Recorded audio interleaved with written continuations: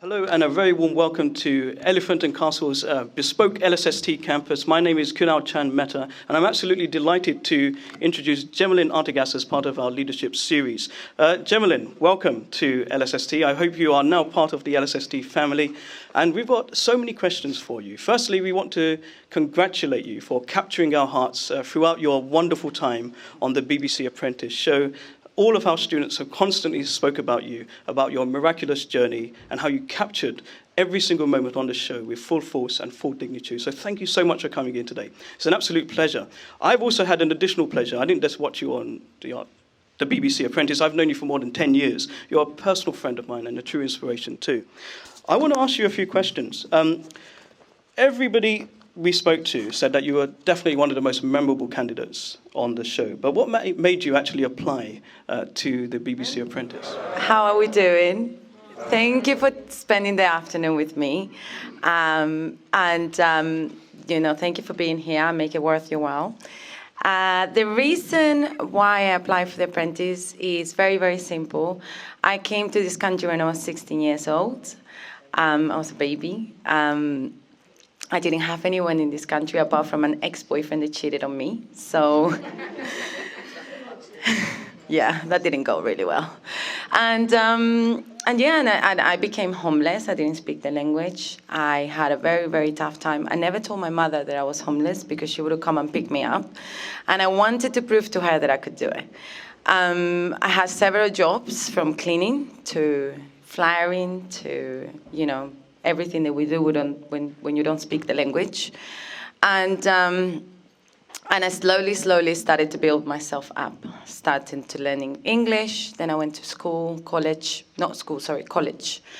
And, I started to speaking I still don't speak very good English, but I tried. I wanted to apply because I had a business idea. And I wanted to inspire people just like myself to come to this country. There's immigrants, they don't have family, they don't speak the language, it's not the first language. And they come like this, with their hands absolutely empty. And I wanted to show them that, you know what, you can do it, if I can. And my biggest inspiration was my community, my Latino community, obviously, my immigrants around the world, and anyone that starts from nothing, which is probably 90% of us. So can you tell us a little bit more about the original business idea that you had on the BBC Apprentice show? Sure. So after I learned the English language, I went to do a beauty course.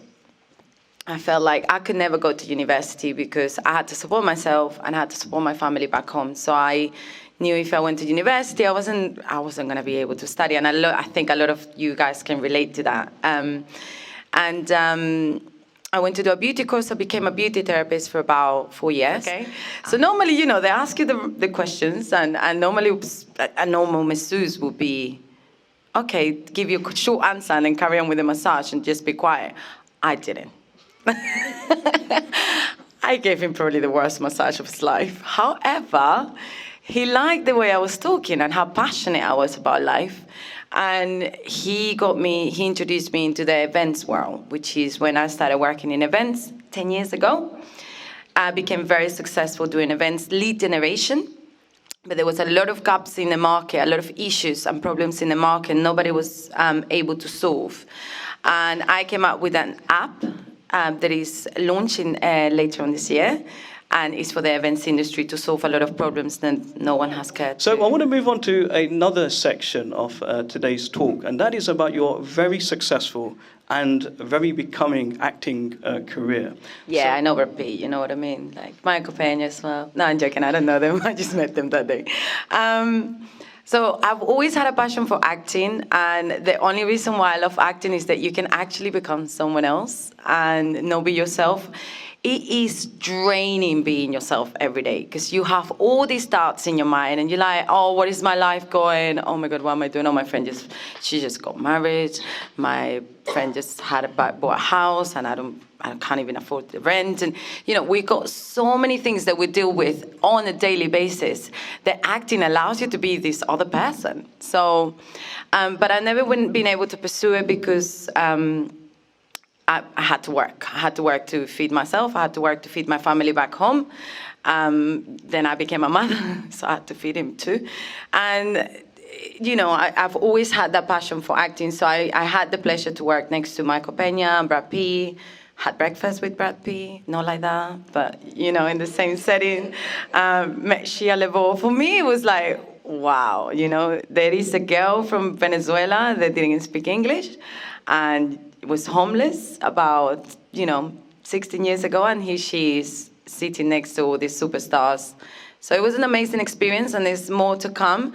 Now that I have a successful business, I'm able to take a seat back a little bit more and then have more time to do like hobbies and things that I want to do. So yeah, more to come. Anyone knows Tottenham Court Road? As you come out Good Street and then turn right, and there is an arcade just after, I don't know, just before that big Boots and all of that stuff. Yeah, like it's like a bridge. And I'm crying, and my makeup and mascara is running, and I'm worried about that as a woman that we are. And I hide underneath that, and I see this huge building. And I look at the building, and I see it was about 6 o'clock, so I see people going in and out in suits and in like, you know, like all important. And I was crying. I was like, one day, I'm gonna be like them. I'm gonna be all important, and I'm gonna wear a suit, and I'm gonna do all these things one day. And I wipe my tears off, and I walk to Soho Square, where I spent 2 weeks, thinking about, okay, where am I gonna go now? 18 years later, I get called for the first apprentice audition, and then I get the address, and it says Tottenham Court Road. Wow. And I'm like, what? Get off Tottenham Court Road, put my GPS, and I'm like, no. I'm walking down the street, and I'm like, no, it can't be. It can't be. I mean, it's London, right? It could be anywhere. Actually, I thought it was going to be in Canary Wharf. I thought everything they filmed from The Apprentice was in Canary Wharf. And yeah, it was that building. Same building 18 years ago. I said one day I was going to be one of them. And it's the only time that I wore a suit, because it was the audition, so I wanted to impress. So there you go. We all have dreams. They're all in the back of our mind, and we all believe in them. But life, society, you know, commitments, kids, everything, and then we keep pushing those dreams back and back and back. My book will be able to bring those dreams back into the front of your head, so you can go and accomplish them, because all of us can do everything we want to do, no matter what. My name is Estera. I have 23 years old, and I came in this country, same like you. You know, our stories are kind of linked up. I mean, the beginning of it with the boyfriend. And I'm studying here, business and management.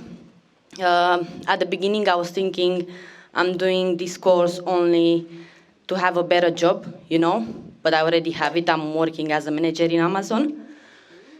And then, thanks. And then I was thinking, why I cannot do more and more and more like other people do? So now I want, of course, to have my online shop as well. And I'm very happy that you're here today. And I have a question as well. What was the biggest challenge for you as a self-employed person? Because I'm a self-employed as well. Okay. Oh, God. Do you want one or you want 1,000? Okay, so the biggest challenge that we have is fear. You know, we fear so much that we're not going to get the next gig, we're not going to get the next job. And it is really rocky, because if you have a normal job, for anybody that's never been self-employed, you have a normal job, you got your steady paycheck every month. As a self-employed, you are constantly searching and looking and searching and looking. However, being self-employed is what made me be to where I am today. Because when you have a normal job, you're comfortable. You rock up every morning, you have your tea or your coffee, and you speak to your colleagues, and you know, on Fridays you go for a pint and you settle. And settlement could be the most dangerous thing you can do in this country, because 20 years will go past and oh my God, where have I been? 20 years? Oh my God, I've been working 20 years in the country. You know, so keep being self-employed because it's what's going to make you push for the next thing. And that feeling that you got in your belly, that you want the next thing and that you want the next thing, is because you are that. You are an entrepreneur and you're fighting every day. So just keep fighting. And switch off that voice in your mind that says you can't, because you can. Write 10 things that are cool about you, and you start to believe in yourself. Hello, my name is Marius Gangan, and I'm a hairdresser. And I joined to this school because I want to improve my knowledge and I want to do better for my future. And I have a question as well for you. What is entrepreneurship means for you? Can I Google it? I'm joking. I honestly, I believe everybody's an entrepreneur. We all have an entrepreneur inside of us. I mean, put your hands up if you ever had an idea that you wanted to invent. A lot of us was, an idea came out and you're like, oh, I thought of that before. Why didn't I do something about it? Entrepreneurship, it's your dreams. That's it. It's your dreams. Some people fight for them and become a reality, and they create something and they invent something and they have a business out of it. And so people listen to society and their own fears and their other people's fears, and they just decide to do nothing about it. It's which one you want to choose to be. Do you want to be that person that goes for it? I mean, you're going to fail a lot of times. You're going to fail hard, but at least you're trying. Or you want to be the person that settles for it and just says, yeah, no, and then all these inventions came coming up, and then they probably in their head, they're like, oh, yeah, I thought of that. And then I thought of that. And I thought of that. So entrepreneurship, it's everyone. It's everyone's dreams. It's just... Hi. Let's first say that it's an honor being here to listen to you. You're a great motivational speaker. I just want to ask, because nowadays more and more important is the social media. What did you do do you use social media in your business? Yeah, I understand. I run a whole business on social media. So I understand how social media is so big at this point. However, here we go again. We worry so much about the amount of people that follow us. We worry so much about growing the people that follow us. But do we worry about connecting with those that follow us already? Probably no. And there is the biggest advice I can give you to grow. Obviously I went on telly, so that helped. But if you want to grow your social media, you need to do 3 things. You need to get to know your audience. Who is your audience? Who are you talking to? And normally your audience is either related to your business or related to who you are, okay? 2, you need to connect with your audience. You need to learn about, who is seeing your stuff. And you need to, 3, create content that is going to connect with that audience. But you can't have loads of things on social media, You have to focus on, I normally call it the three things, There's 3 things you need to focus. I'm a mother, I'm a business owner, and I love traveling.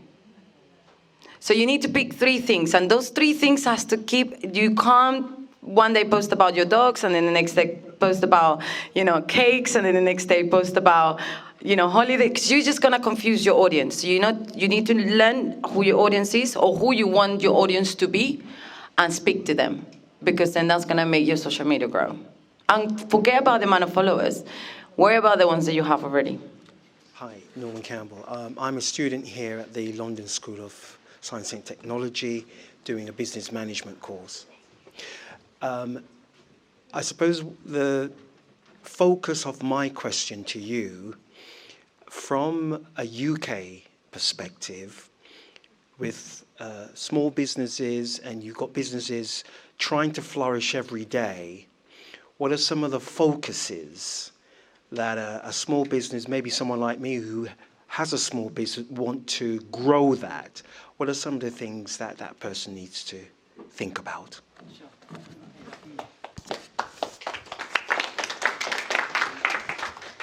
That's a great question, by the way. Thank you. So I think a lot of the times that we run a business or we want to have a business, we focus on the growth. Yeah, you need to focus on your connection. Okay, what happens in this day and age is a lot of business out there. There is a lot of businesses, and you are running up against the competition. But your customers will remember how you made them feel. Okay, so it might take you a little bit longer, because it will, because you're not focusing on the numbers, but you're focusing on the connections. But your business will be as solid as this ground in this building, you know? So for me, it's more going after the connection before going after the commission. It's very simple. Again, it takes a lot longer, yeah? But connect with your customers, connect with those people, get to know them. I give you a perfect example. I just watched a documentary by Lewis Holmes. I can never say his name. Howells. He's an entrepreneur. He's, what's the name? Anyone knows? Lewis? Holmes. Yes. So he's an entrepreneur. He, again, was very successful. Then he didn't become successful. And then he's got over 1.5 million followers on Instagram. And I watched this documentary. I highly recommend it, guys. Anyone that wants it, I can send you the link, because it's an amazing documentary. And it's going to be paid afterwards. It's only free for a week. I tagged him on my Instagram. And I said, what an incredible documentary, this is. And he sent me a thank you. And I was like, okay, this is not him.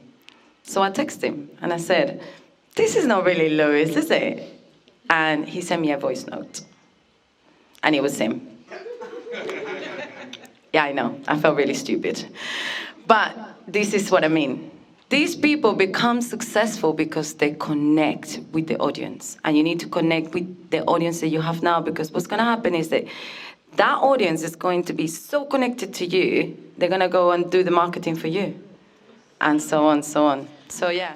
Okay, so thank you very much indeed. I think Jemelin and me would actually like to thank the students for their brilliant questions and your enthusiasm and energy. It's been very inspiring. I know you've been clapping this way, but Jemelin and me would like to clap for you just now. Yeah.